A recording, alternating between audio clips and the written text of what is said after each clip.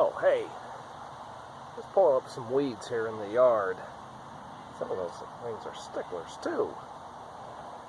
You know, weeds are a fact of life, and they always pop up where we don't want them. And today in our lesson, Jesus is going to tell a parable about some wheat that got planted, some good seed, and then some enemy came along and planted some bad seed. The thing is, they had to grow together until the harvest, which really explains why we've got evil and bad things happening in the world. It's just going to be that way until the harvest at the end of times. So as Bill Cosby used to say, if you're not careful, you may just learn something before we're done. So let's get started. Well, then we can maybe work on the weeds a little bit later. Hurts. For the harvest time is coming on, and the reaper's work will soon be done. Will your sheaves be many? Will you garner any for the gathering at the harvest home? Yay! There's one.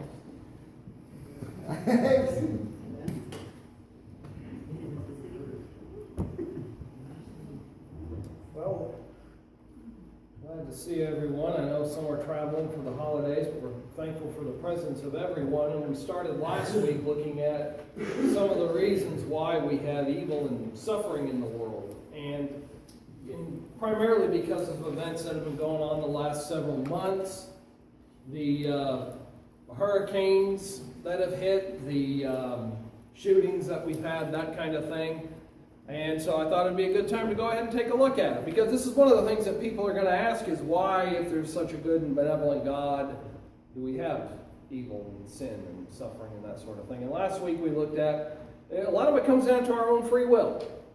God created us with free will, and we could not have total free will if all we were able to choose is the right over the wrong. Choose to make only wise decisions versus unwise decisions, or choose to do smart things only and not the foolish things.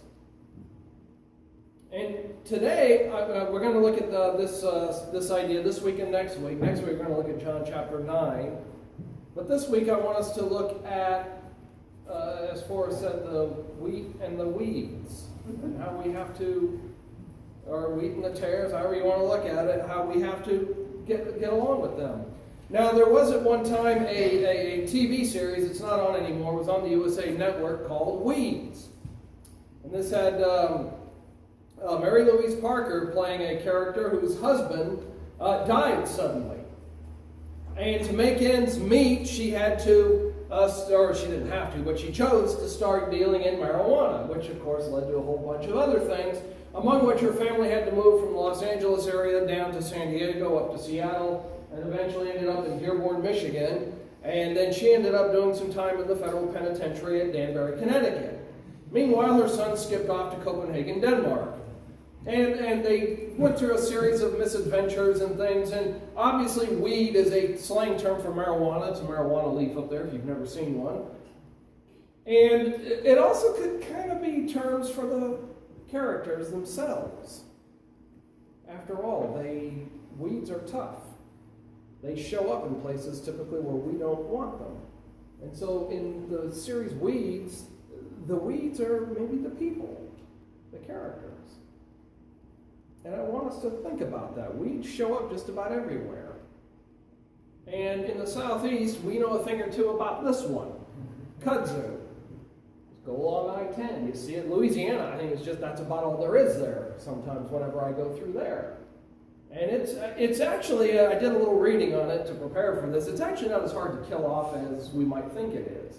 But what surprised me was I saw a little bit of a difference where one article said that it can be edible, another one said, no, it's poisonous. I don't know which it is, and I'm not going to take the chance. I don't want to see that showing up in my next salad, okay? Just to let you know. But it grows quickly. And when you're killing off part of the kudzu down here, there it is growing up over there. It comes from Southeast Asia, and it grows over trees and bushes and usually kills them off by depriving them of light. And whether we have kudzu or any other kind of weed, they are a nuisance. They pop up in our crops if you've ever had to farm for a living, or if you're just a hobby gardener. And there was a man Jack Decker, who wrote this book, Evolutionary Ecology of Weeds. And in it, he defined weeds as a plant out of place, thriving in habitats disturbed by humans. Now think about it. You have your yard, and dandelions might pop up in it.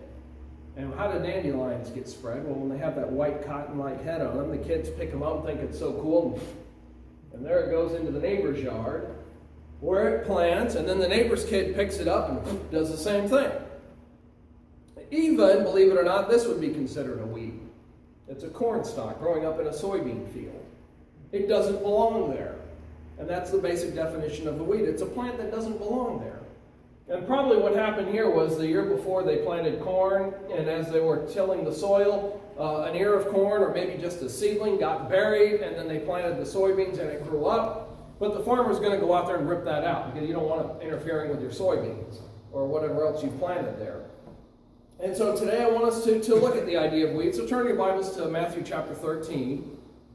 And I want us to see about living with weeds and how we have to. And this gets to the heart of why, one of the reasons why we have suffering and we have evil in the world. And we'll look at 24, Matthew chapter 13. Let's start in verse 24. Another parable he put forth to them, saying, the kingdom of heaven is like a man who sowed good seed in his field. But while he slept, his enemy came and sowed tares among the wheat and went his way. But when the grain had sprouted and produced a crop, then the tares also appeared. So the servant of the owners came and said to him, Sir, did you not sow good seed in your field? How then does it have tares? And he said to them, an enemy has done this. And the servant said, well, do you want us to then go and gather them up? But he said, no, lest while you gather up the tares, you also uproot the wheat with them.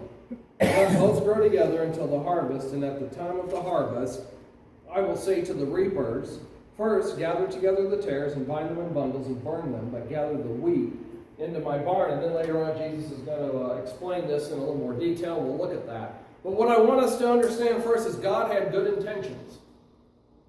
If you're following along on the outline, God had good intentions for the world. His intent for it all was good. Look at what Jesus said in verse 24. The kingdom of heaven is like a man who sowed good seed in his field.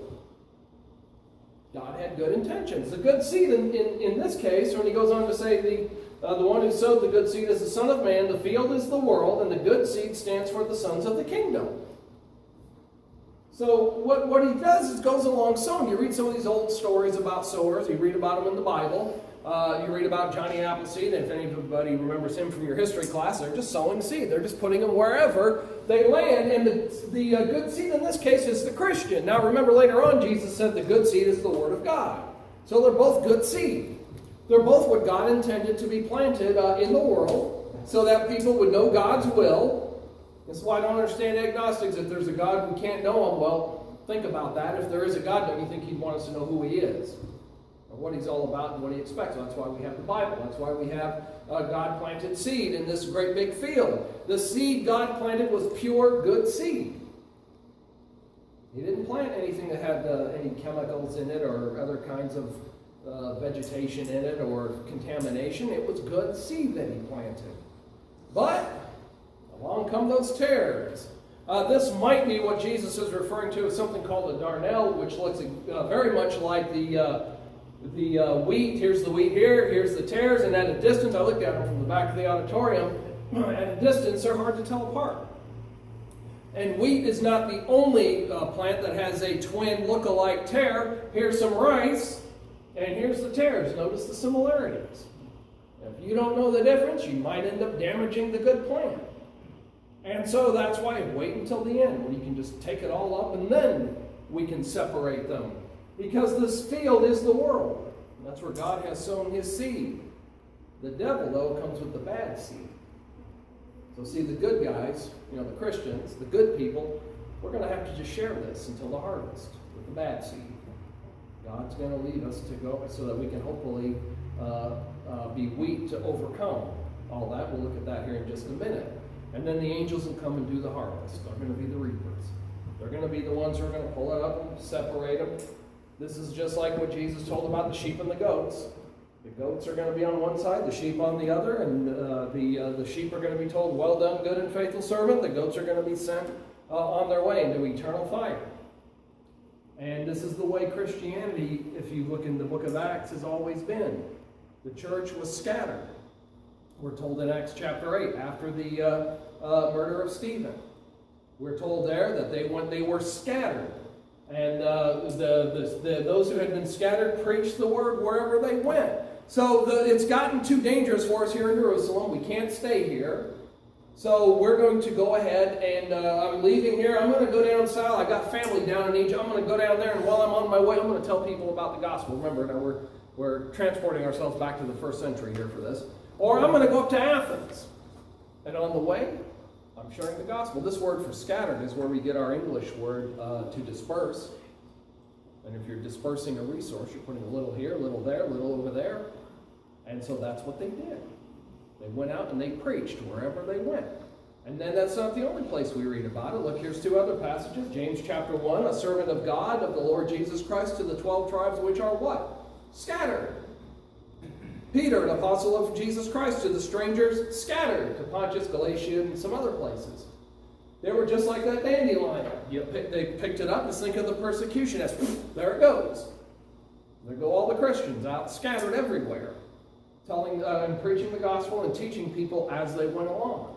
Back in those days, that was the best way, really the only way to spread it. It wasn't like today where when I'm done with this, I'm going to edit it and put it on my YouTube channel where anybody can watch it. In those days, you had to go physically to people and preach. And that's exactly what they did. However, we still have an evil power in the world. Cannot deny it. I've known various philosophers who've tried to make the argument that it's only evil if you think it is. It's only evil because we imagine it. No, there is evil in the world. Look at verse 25. But while everyone was sleeping, his enemy came and sowed weeds among the wheat and then went away. That's the simple point of that statement, is there is evil in the world. It exists. Not that difficult to understand. God planted the good seed. Satan, remember, is coming back. Satan wants as many people with him in eternity. That's why Jesus came and paid the price for our sins. Jesus explained the kingdom growing quietly and abundantly. Plants don't make a lot of noise when they grow, but they do grow. And then, yeah, evil exists in the world.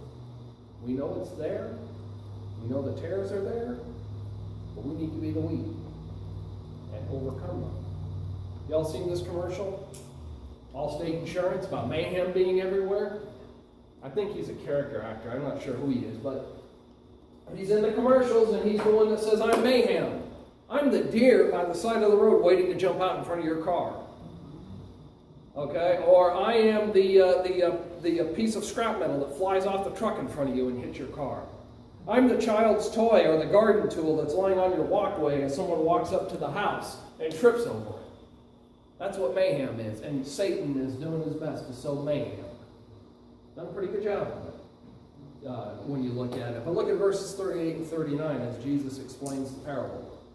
The weeds are the sons of the devil, of the evil one, and the enemy who sows them is the devil. There we have it. We have Satan. We have him out there causing mayhem, sowing the seeds of sin everywhere he goes. And the weeds are those who don't follow Jesus. They're the ones who are getting in the way of God's wheat. They're the ones that are trying to root it up. Not necessarily hardcore atheists who hit us head on, but there are a lot of people out there who call themselves Christians who aren't, who probably, arguably, do more damage to the cause of Christ than an atheist does because of the phoniness, if you will. So this is the important point. Appearances can be deceptive. I showed you those pictures of the wheat and the tares at a distance. They can look a lot alike. And it can be very hard. I'm not someone who really knows my plants or my agriculture. If that were me, I probably would have ended up ripping the wheat and the tares off, not knowing the one from the other. But looks can be deceptive. Sometimes it can be hard to tell similar items apart. For instance, we're going to see some of this week. Two kinds of pie here. Which one's the pumpkin? Which one's the sweet potato pie? Can you tell? Anyone want to take a guess? The one on the left is sweet potato pie. But they look a lot alike, don't they? First time I had sweet potato pie when I was a kid, I thought it was pumpkin. Tastes a little different, texture's different. But they look a lot alike. Appearances can be deceptive. There are things in the world that can be hard to tell apart, hard to distinguish. Sometimes between good and evil people, it can be difficult to tell the difference. They can look a lot alike. That can be the person who comes, maybe even in a suit and tie. He sits down, sings the songs, bows his head for the prayer, takes communion, puts a little extra in the communion or in the collection plate sometimes. But then when he goes home, hits the booze cabinet. Then he hits his kids. Then he's out running around on his wife. Looks can be very deceptive. Sometimes with teaching, looks can be deceptive. A lot of denominations and religions have just enough truth that it looks like Christianity to the untrained eye. And people and events can sometimes be hard to tell apart. I was in the high school English class once, and a girl came up to me and she said, "I told you we have a class together." "Yeah, I know that. We've been in this class all semester." "Well, on the bus today, you said we didn't have a class together." I said, "I don't ride your bus." "Oh, well, there's this guy on my bus that looks just like you."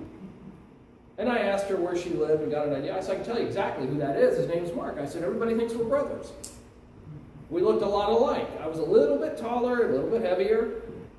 But there were times, we were in ROTC together, and there were times they needed some cadet pictures. A couple put his picture up there and put my name on it because I wasn't available for the picture, and nobody noticed. We looked a lot alike. And sometimes people and things look a lot alike. Now, there are some times when differences are easy to see. I have never known anyone who mixed up a cheesecake and a pumpkin pie. Those are pretty easy to tell apart. Appearances sometimes are discernible.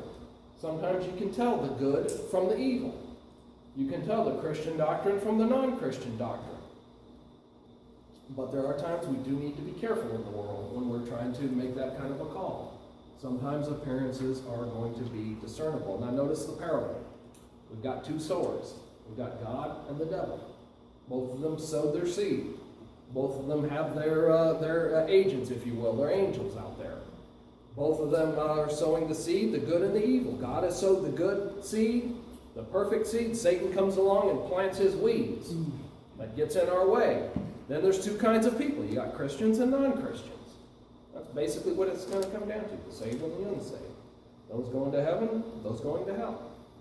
And then you've got two kingdoms. Kingdom of heaven, the kingdom of the world.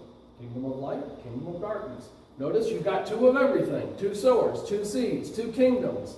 Or two kinds of people. Then two kingdoms. Two of everything. But one thing. You've only got one field.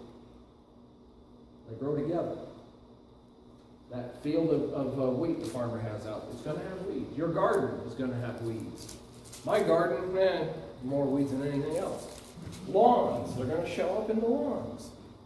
They're going to show up wherever there's good plants. Wheat, corn, barley, whatever you're planting. That's where the weeds are going to show up. But now if we think this through, this is going to be just like life in general. For instance, how many of us have given money to a charity and then found out we got scammed? We've got good, legitimate charities out there. With the Churches of Christ. We have the disaster relief team up in Nashville that brings food and cleanup supplies, and there's a response team based out of Melbourne, Florida, that comes in to help do physical work to rebuild the houses, rip out the sheetrock, that kind of thing. Good, legitimate charities. But there's also charities that we get every once in a while. We see pay huge sums of money to their executives. We've also got good businesses.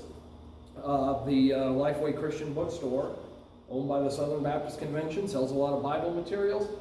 In the same town, sometimes not too far away, you've got porn shops. The good and the evil existing together.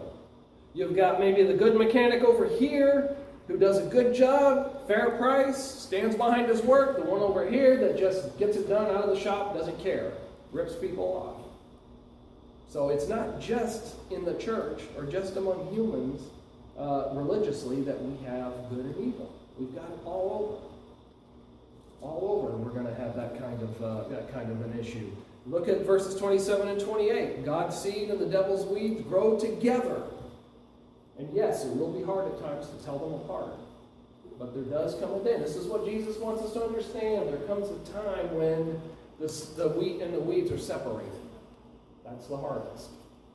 And that harvest time does come eventually. And that's where we have to be ready for that harvest. And then another thing we have to think about is, people will say there are hypocrites. I can't tell them from the church. But you know what? That's really no excuse. I mean, think about it. People, you invite them to come to a church activity. I don't want to go there. Why not? Well, the hypocrites are there. They just want my money. Okay? Try this sometime. When someone comes to you and says, hey, I got tickets to the Seminoles next game, or I got tickets to this particular concert. Tell them, no, I don't want to go. Why? Well, there's too many hypocrites there at the stadium. You ever heard anybody ever tell you that? Or, hey, let's go to lunch. Let's go down to Cracker Barrel. I don't want to go there. Why? There's too many hypocrites there. I don't want to go to Walmart. They just want my money. Well, not you. No, never mind. But have you ever heard anybody say that? Because, see, the hypocrites that are in church, when they leave church, they go to the Cracker Barrel. They go to Walmart. They go to the ball game. But I've never heard anyone say they're not going to shop at Walmart because there's hypocrites there. I mean, people may not shop there for other reasons, but that's not one of them. But the same people here. John Clayton, who was raised as an atheist, but he's a geologist and a mathematician, and he does a lot of Christian evidence workshops now. He was converted in his 20s. He brought up this point one time. He said, if you want to get away from hypocrites, go into your backyard, dig a hole, jump in it, and have someone cover you up with dirt. And you're still going to be down there with one hypocrite. Because a hypocrite, remember, is an actor. It's somebody who's playing a role. That's key. A lot of people, this is one of those words that gets misconstrued and misdefined. A hypocrite is someone, for instance, Anthony Hopkins and Alec Guinness are two people who have played Adolf Hitler in movies. Not Alec Guinness, Silence of the Lambs. Anthony Hopkins played Hitler. Now, do you think for a minute they believed the same stuff that Hitler believed? No, but they put on the Nazi uniform, they put on the mustache, fix their hair right, they go in front of the camera and they say their lines. They go to the dressing room, take off the costume, put on their jeans or their suit and tie or whatever they wear, and they go home, look over their lines, get ready to shoot the next day. They're playing a role, and they know they're playing a role. That's what a hypocrite is. The Greek word was that mask originally. And then it became for the actor. That's what a hypocrite. It's not the Christian maybe who's going up the stairs and trips and says, oh, blank. That's just someone who just, first thing that popped into their head. It's not a Christian who made an error in judgment or who maybe acted foolishly. It's the Christian who comes and just puts on an act here at church and then goes down and writes out a $2,000. This actually happened once. Writes out a $2,000 check for some farm equipment, and then goes and stops payment on the check and keeps the farm equipment and never pays for it. That kind of thing. Actual dishonest behavior. That's where you run into the hypocrites. And when they leave church, at times we're all acting. And yes, when we leave here, the hypocrites are going to Cracker Barrel, they're going to the ball game, they're going to Walmart, they're going everywhere else. So we can't really use that as an excuse to avoid meeting with God's people. Looking back at our text, what's the first inclination when we see weeds? We want to go and rip them out of the ground. And many times we see evil, and that's what we want to do. We just want to start going in guns blazing, wanting to rip it out and put a stop to everything. But you got to be careful. You got to be careful, because Jesus is telling us the solution is to be the best wheat that we can. And we're not called to be the farmer. Remember, God can read the heart and the mind. We can't. And we want to be careful. We don't always know the context of someone doing something or why they said something. We want to be the best wheat we can. This kind of goes back to the days when you were in school and you'd go to the teacher and say how Johnny or whoever wasn't doing their work. What would the teacher tell you? You do your own work, you let him worry about himself. And that's really what Jesus wants us to do. Sure, we need to stand up when we see injustice, we see something wrong, but we don't need to be on the prowl for it and creating problems where there aren't any. There is a lot of evil in the world, a lot of these evil characters. Saddam Hussein, Bin Laden, MS-13, a Salvadorian gang that's very violent and dangerous.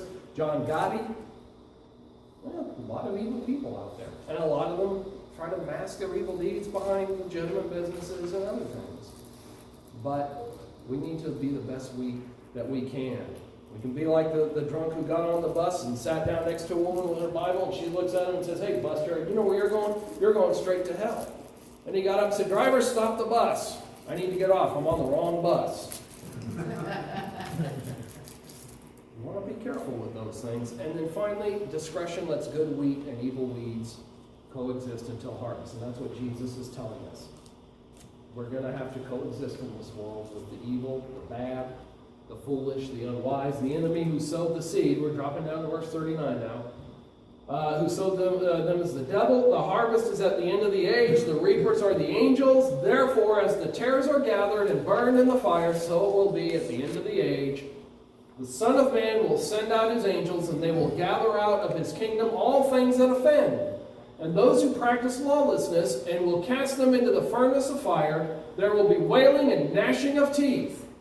Then the righteous will shine forth as the sun in the kingdom of their Father. He who has ears to hear, let him hear. Listen up, this is important. You need to pay attention, is what Jesus is telling you. This is important. This is like your mom or your dad getting in your face, yelling at you, putting exclamation points in the sentence. Pay attention. He's saying this is important. He's telling us that we will live alongside the sons of the evil one, the sons of Satan. See, he's not surprised by the situation. That farmer who owns this land and is telling his servants, let the tares and the wheat grow till the harvest time, he knows what he's doing. And they listen to him. They're thinking, okay, wait, if this field gets, we rip out the wheat too early and damage the field, he can't sell his crop and make any money. We don't get paid. It sounds like the farmer maybe knows what he's doing. Like he's maybe even done this a time or two. He knows it. He knows that he needs to let them grow. And that's what Jesus is saying. He's saying we can do more harm than good sometimes if we just start weeding. And we can't tell the difference between wheats and tares. Now, I'm not the most knowledgeable when it comes to plants. This is called snow on the mountain. I don't know if they grow it here in Florida. Up north they sometimes do. We had some of this in a little flower bed in front of the house. And I got ambitious one day. I thought it was a weed. I just pulled it out. Debbie comes home and says, "What happened to the snow on the mountain?" I thought it was a weed. No, it wasn't. That was a plant. I think someone bought and gave to us. To me, it looked like a weed. I didn't know what I was doing. And sometimes that's what happens with us. We think we know a situation, and we go and start trying to weed out the tares, and we end up pulling up a plant. This is the one where the new Christian is trying to be ambitious, and we just slap him down, like the Pharisees used to do. And that's where we have to be careful. This here, Roman Emperor Julian, he was also called Julian the apostate. He came along after Constantine. Constantine gets the credit for being the first Christian emperor. That's open to debate, actually. But he came along, Julian did, and he wanted to take Rome back to their pagan religions. And he started emphasizing that, started persecuting Christians. And there's some record of him writing some letters to some of the pagan priests, basically complaining about how well-behaved the Christians were and all the charitable deeds they did. And he wanted the pagans, to start doing the same thing so that they would be able to kind of put the Christians out of business and force them underground or force them out so that we can get Rome back to the various pagan religions. Well, of course, it didn't work. Christianity is still with us. Roman pagan religions aren't. So here's the idea. Rather than root out the tares, we are called to change the world, which is what the Christians did during Julian's day. They changed the world to the point where people really weren't interested in all the Roman pagan religions. They went to the true God. And that's what we need to do, is change the world. And we may not be able to change the entire world from our little town, but we can do. Someone once told my mom, you can't save the whole world, but you might be able to save a small part of it. We might not be able to do a lot of stuff because we're a small church from a small town, but we can do a little. We can do our part right here in this community. And from our little town, we can set out to make some change and change people's lives. How can we do that? Well, first of all, let the world see us caring for one another so that we're not like the people in this illustration. Well, how could the Lord love him? Oh, he's here today? Oh, there's that couple again. Boy, why do they even bother coming? Their kids are always such a pain. Yeah, I can't believe that preacher they got down there at Church of Christ. So let people see we care for one another. And then secondly, not only do we, and this is another thing to think about, another way of caring for one another. When we're down, now here's a physical injury, but when we have spiritual injuries, are we reaching out to one another? 1 John chapter 3, verse 16, by this we know love, because he had laid down his life for us, and we ought also to lay down our lives for the brethren. See, do as Jesus would do. Secondly, don't be self-righteous and just criticize those who are in sin. This would be a lot like a doctor saying, you got emphysema, you're smoking all the time. And he just criticizes you for it, rather than saying, here, let me see if I can help you find a way to get off of it. And when we see people in sin, they're hurting, that's where we need to see, hey, let me help you. Let me see if there's some way I can help you to make better decisions, or get have a better lifestyle, make some better choices. And not just go around bragging about how great we are and how sinless we are. That's like the Pharisees. Lord, I thank you that I can assemble here Sundays and Wednesdays. And I give so much money and I take communion. Doesn't that sound like the Pharisee? Lord, I'm so glad I'm not like that tax gatherer over there. And then third, let's put the gospel into action. Let's not live like this guy here. Says he's a Christian. What a phony. And something's fishy. He sure likes my off-color jokes. So, let's not do that. Someone once said that, preach the gospel, when necessary, use words. Let our light shine. Let people see that we are different than what they're expecting. And then fourthly, let's let our love overcome sin. Acts chapter 16 with Paul and Silas in prison for, trumped up charges. What are they doing? Grumbling and complaining? Singing praises and praying. And yet, I take off the head of the hostess at the restaurant when my table isn't ready when I want it. Or I get in the waiter's face and make a big scene when he brings my steak out a different way than what I wanted it. Have you ever thought about that? They put up with prison and they're singing and praising God. What about us when we suffer little hindrances here and there? And then someone once pointed out, we know the jailer came in. What about the effect this might have had on the other prisoners? What might have happened? We don't know. It doesn't tell us right then and there what happened. But what about down the road? Yeah, remember that guy Paul? We were in prison together, and Silas, and they were singing and praising God. And I had stolen, so I was in jail for a legitimate reason. They weren't. Maybe there's something to this Christianity. So see, when we do have problems and mishaps, the way we handle them can go a long way towards attracting people or chasing people away from Christ. So in this world, we've got to live with the weeds. That's all there is to it. They're in this field that we call the world. They're going to be grown right up with us. So as we go from here today, let's be wheat. The best wheat we can be, the top string, so that we can overcome the weeds. So that we can plant the seeds as we go, so more wheat will come up and overcome the other weeds out there. And we can do it if we're just willing to go and do as Jesus said and scatter the seed. You never know where it's going to fall. You never know where you're going to have influence. So the righteous will shine like the sun in their Father's kingdom. And we will be either wheat or tares in the end. We'll either be taken into the harvest or we're going to be left to go into the fire. Pretty much up to us based on how we live our lives here. So this morning, how are you living your life? Are you wheat or are you a weed? I want to help you to be wheat. If we can help you in any way to do that, to get away from the tares, why not let us know as together we stand and as we sing. We're going to sing four. Standing on the promises of Christ my King, through eternal ages let his praises